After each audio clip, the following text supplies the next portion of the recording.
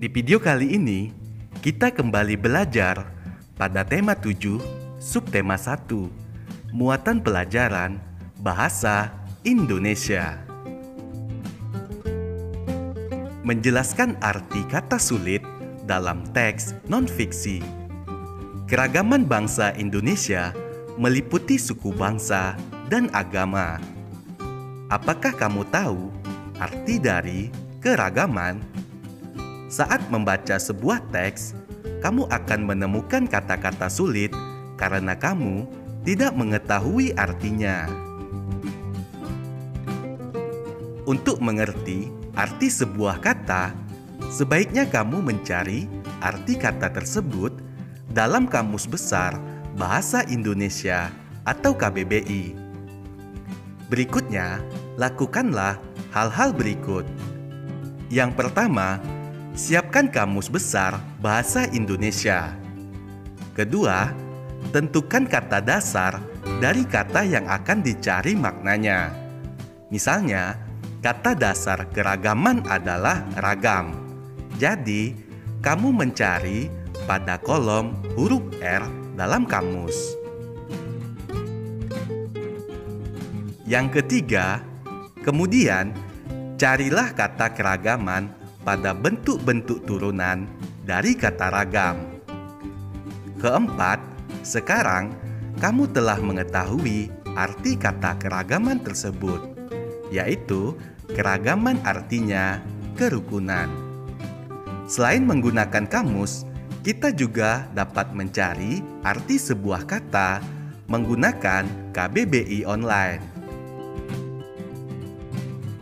Ayo simaklah teks berikut. Suku bangsa di Indonesia.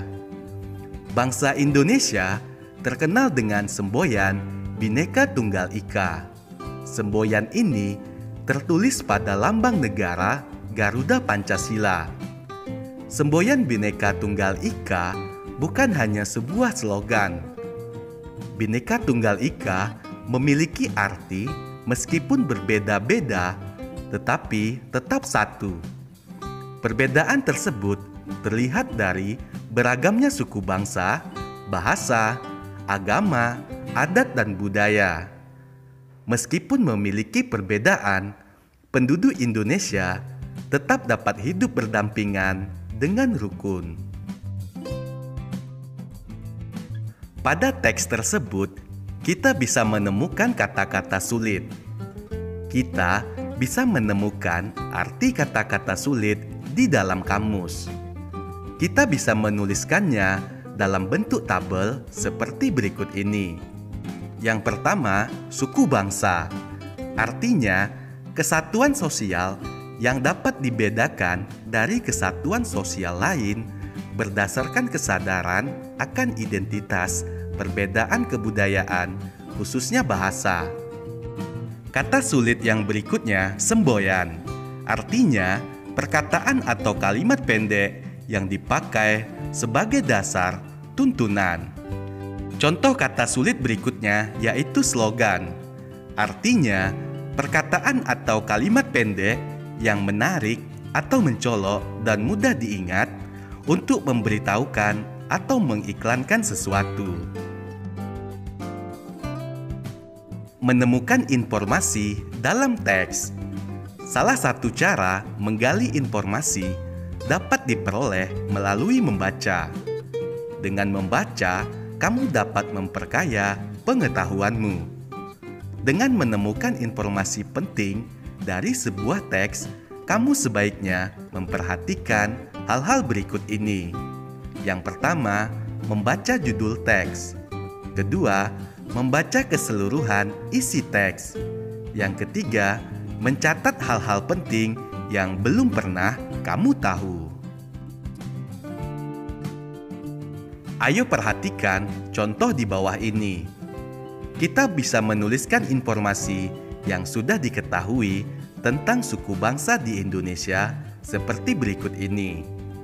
Pada kolom pertama, yaitu informasi yang sudah diketahui tentang suku bangsa di Indonesia. Misalnya, Indonesia memiliki keanekaragaman suku. Indonesia memiliki semboyan Bhinneka Tunggal Ika. Kemudian, setiap suku bangsa memiliki ciri khas masing-masing. Jadi, untuk kolom yang kedua ini, kita akan mengisinya setelah kita membaca teks.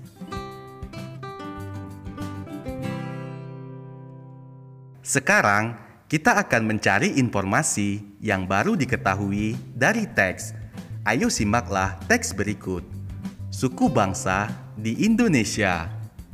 Bangsa Indonesia terkenal dengan semboyan Bhinneka Tunggal Ika. Semboyan ini tertulis pada lambang negara Garuda Pancasila. Semboyan Bhinneka Tunggal Ika bukan hanya sebuah slogan. Bhinneka Tunggal Ika memiliki arti meskipun berbeda-beda, tetapi tetap satu. Perbedaan tersebut terlihat dari beragamnya suku bangsa, bahasa, agama, adat, dan budaya.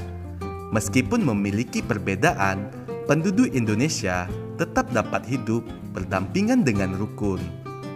Selanjutnya paragraf kedua, menurut sensus yang dilakukan Badan Pusat Statistik pada tahun 2010, Indonesia memiliki 1.331 suku bangsa. Suku terbesar di Indonesia yaitu suku Jawa. Suku Jawa merupakan gabungan beberapa suku di Pulau Jawa. Jumlah penduduk suku Jawa mencapai 40,2% dari penduduk Indonesia.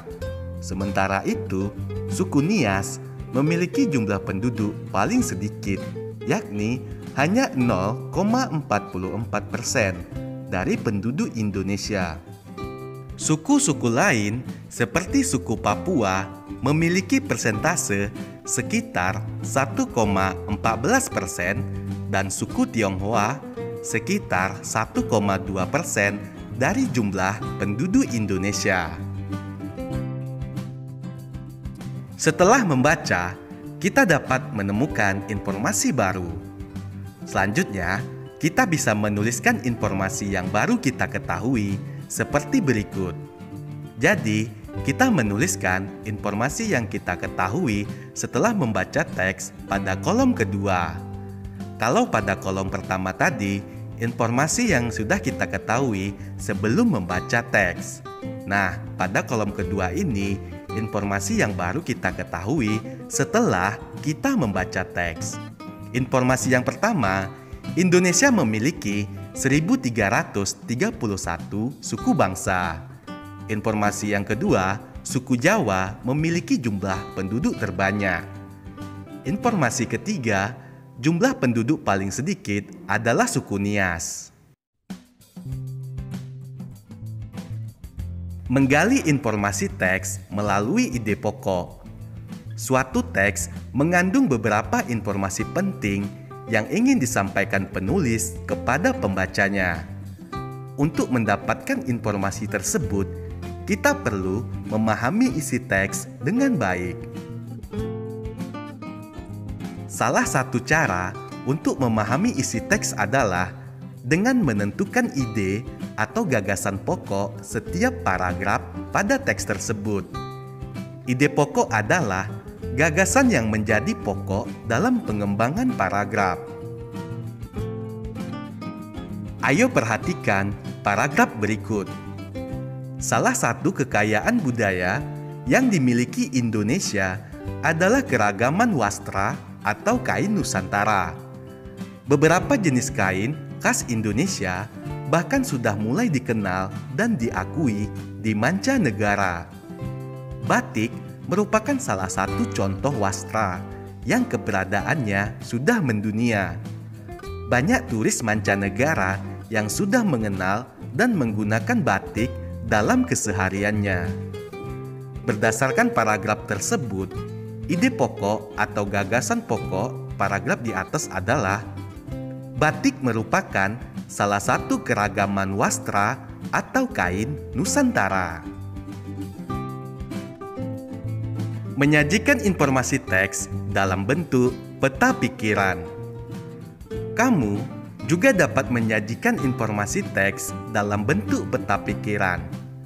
Peta pikiran merupakan cara mencatat yang disajikan dalam bentuk bagan.